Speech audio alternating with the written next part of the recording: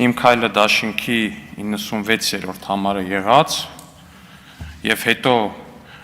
2021 թվականի գարնանային տրանսֆերային պատուհանի ընթացքում Քոչարյանի դաշինքի 3-րդ համար տեղափոխված Աննա Գրիգորյանն ասում է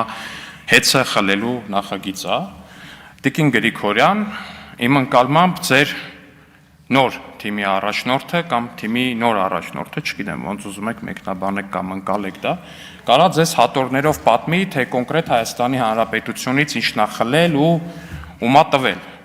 Այսինքն իմ քայլը դաշինքում ձեր ետեղած կարճ ժամանակահատվածի ընթացքում ինձ թվում է գոնե փորձառու գործընկերներից կհասցնեիք կամ հասցրած պիտի լինեիք լսել ու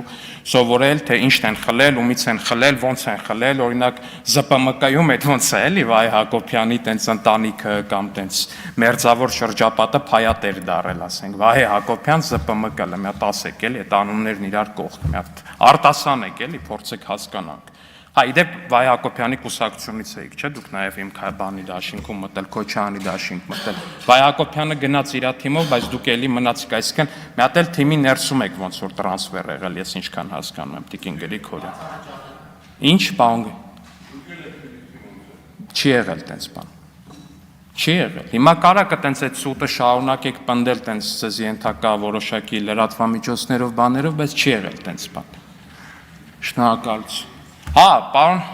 Աղվան Վարդանյան, ձեզ էլ դաշնակցությունը հեռացրել էր, հիմա իրար հետ դաշինքով եք, չէ՞, ոնց որ։ Շատ ֆանտաստիկ է։